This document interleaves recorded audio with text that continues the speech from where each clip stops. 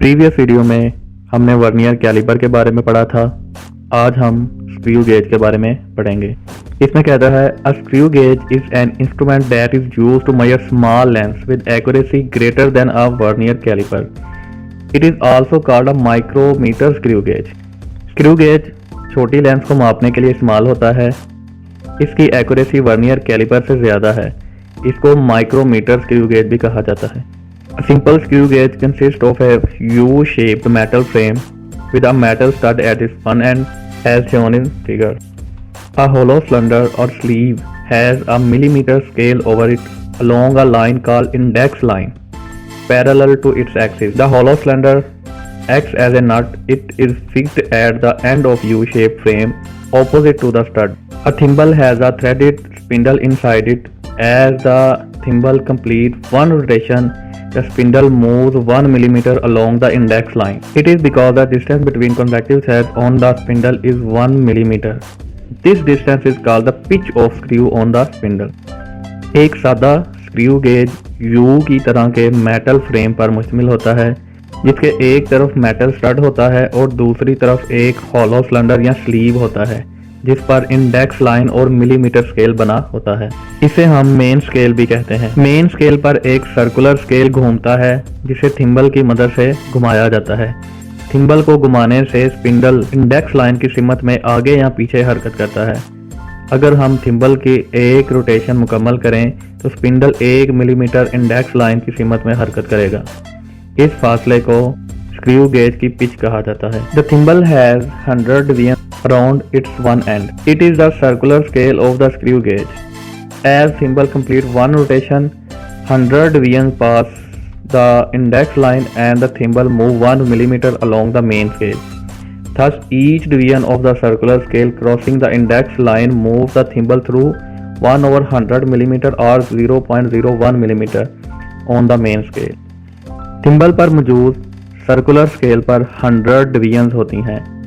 इसका मतलब कि जब थिम्बल एक रोटेशन मुकम्मल करता है तो सर्कुलर स्केल की 100 डिवीजन्स इंडेक्स लाइन से पास करती हैं और स्पिंडल मेन स्केल के अलोंग 1 मिलीमीटर आगे या पीछे हरकत करता है। सर्कुलर स्केल की एक डिवीजन स्पिंडल को मेन स्केल के अलोंग 0.01 मिलीमीटर मूव करती है। यही स्क्रू गेज का लीस्ट काउंट है। स्क्रू गेज के लीस्ट काउंट को एक फार्मूला की मदद से भी मालूम किया जा सकता है। Least count is equal to pitch of the screw gauge over number of divisions on circular scale. अब हम जानते हैं कि pitch of the screw gauge है 1 millimetre and number of divisions on circular scale है 100। तो जब हम 1 मिलीमीटर को 100 से डिवाइड करेंगे तो आंसर आएगा 0.01 मिलीमीटर और 0.001 centimetre. Thus, least count of the screw gauge is 0.01 millimeter or 0.001 centimeter. Screw gauge का लीस्ट काउंट 0.01 मिलीमीटर है। इसका मतलब हम स्क्रू गेज से जो छोटी से छोटी लेंथ मेजर कर सकते हैं वो 0.01 मिलीमीटर है। अगर लेंथ इससे छोटी है तो हम इसे स्क्रू गेज से मालूम नहीं कर सकते। अब हम पढ़ेंगे working of a screw gauge.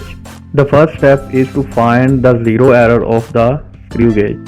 सबसे पहला स्टेप स्क्रू गेज का जीरो एरर मालूम करना है। अब ये जीरो एरर किस तरह मालूम करें देखते हैं। Zero error to find the zero error close the gap between the spindle and the stud of the screw gauge by rotating the ratchet in the clockwise direction.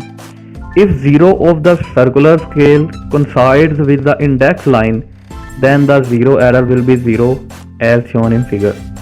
Zero error मालूम करने के लिए हम रेज को clockwise सिमत में घुमाकर spindle और स्टड को क्लोज कर देते हैं। जब स्पिंडल और स्टड में कोई गैप नहीं रहेगा तब हम देखेंगे कि सर्कुलर स्केल की जीरो लाइन इंडेक्स लाइन के बिल्कुल सामने है या नहीं। अगर सामने है तो जीरो एरर मौजूद नहीं है, या दूसरे अल्फाज में जीरो एरर सिफर है जैसा कि दिखाया गया है।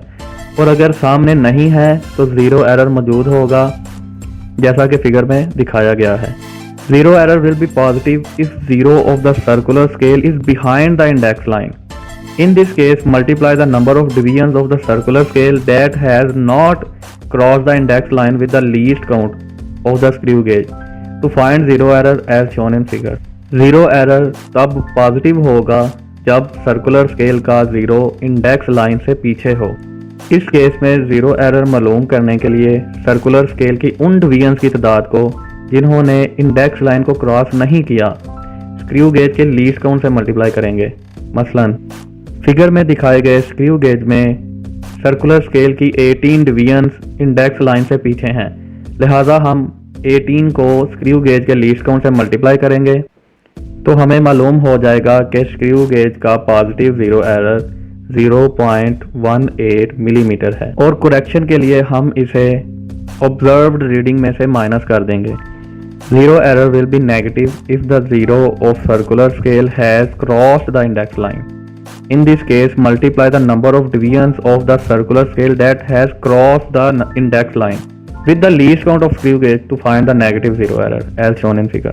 Zero error तब नेगेटिव होगा जब सर्कुलर स्केल का जीरो इंडेक्स लाइन को क्रॉस कर जाए। इस केस में जीरो एरर मालूम करने के लिए उन डिवीजन्स की तादाद को जिन्होंने इंडेक्स लाइन को क्रॉस किया स्क्रू गेज के लीस्ट काउंट से मल्टीप्लाई करते हैं। मसलन फिगर में दिखाए गए स्क्रू गेज में सर्कुलर स्केल की 5 डिवीजन्स इंडेक्स लाइन को क्रॉस कर चुकी हैं, लिहाजा हम 5 को स्क्रू गेज के लीस्ट काउंट से मल्टीप्लाई करेंगे तो हमें मालूम हो जाएगा कि स्क्रू गेज का नेगेटिव जीरो एरर 0.05 मिलीमीटर है और करेक्शन के लिए हम इसे ऑब्जर्व्ड रीडिंग में ऐड कर देंगे। आगे एग्जांपल 1.2 में स्क्रू गेज को इस्तेमाल करके वायर का डायामीटर मालूम करने का तरीका बताया गया है। तो इसका सोल्यूशन देखते हैं। The diameter of a given wire can be found as follows. सबसे पहला step, close the gap between the spindle and the stud of the screw gauge by turning the ratchet in the clockwise direction. सबसे पहले हम wretch को clockwise direction में घुमाकर spindle और stud के दरमियान मौजूद गैप को ख़त्म करेंगे ताकि देख सकें कि इस स्क्रू गेज में आया कोई ज़ीरो एरर मौजूद है या नहीं। सेकेंड स्टेप में कहता है note the main scale as well as circular scale reading to find zero error and hence zero correction of the screw gauge. Stud और स्पिंडल को क्लोज करने के बाद हम मेन स्केल और सर्कुलर स्केल की रीडिंग को नोट करेंगे ताकि हम ज़ीरो एरर मालूम करके उसे करेक्ट कर सकें। ज़ीरो एरर मालूम करने और उसे करेक्ट करने का तरीका अभी हम पहले वाले हिस्से में डिस्कस कर चुके हैं। थर्ड स्टेप में कहता है open the gap between stud and spindle of the screw gauge by turning the ratchet in anticlockwise direction. Place the given wire in the gap as shown in figure. Turn the ratchet so that the object is pressed gently between the studs and the spindle। Zero error मालूम करने के बाद हम wretch को anti clockwise direction में घुमाकर stud और spindle के दरमियान गैप क्रिएट करेंगे ताकि जिस वायर का हमने डायामीटर मालूम करना है उसे हम इनके दरमियान रख सकें, जैसा कि फिगर में दिखाया गया है। इस रैच को क्लॉकवाइज घुमाकर वायर को बिल्कुल हल्का सा स्टड और स्पिंडल के दरमियान दबाएंगे। Note main scale as well as circular scale readings to find the diameter of the given wire। अब हम वायर को स्टड और स्पिंडल के दरमियान रख लेने के बाद हम मेन स्केल और सर्कुलर स्केल की रीडिंग को नोट करेंगे। फिगर में दिखाए गए स्क्रू गेज की मेन स्केल रीडिंग 1 मिलीमीटर और सर्कुलर स्केल रीडिंग 85 डिवीजन्स हैं। हम पहले 85 को स्क्रू गेज के लीस्ट काउंट से मल्टीप्लाई करेंगे, हमें 0.85 मिलीमीटर हासिल होगा। बाद में हम 0.85 मिलीमीटर को मेन स्केल की रीडिंग यानी 1 मिलीमीटर में ऐड कर देंगे, लिहाजा observe reading will be 1.85 millimetre. ये रीडिंग अभी जीरो करेक्शन के बगैर है, लिहाजा अब हम जीरो एरर मालूम करेंगे और इसे ऑब्जर्व्ड रीडिंग में ऐड या सब्ट्रैक्ट कर देंगे। Apply zero correction to get the correct diameter of the wire. Repeat steps 3, 4 and 5 at different places of the wire to obtain its average diameter। अब हम जीरो एरर मालूम करेंगे तो figure में दिखाए गए स्क्रू गेज में सर्कुलर स्केल की 24 डिवीजन इंडेक्स लाइन से पीछे हैं, लिहाजा जीरो एरर पॉजिटिव है।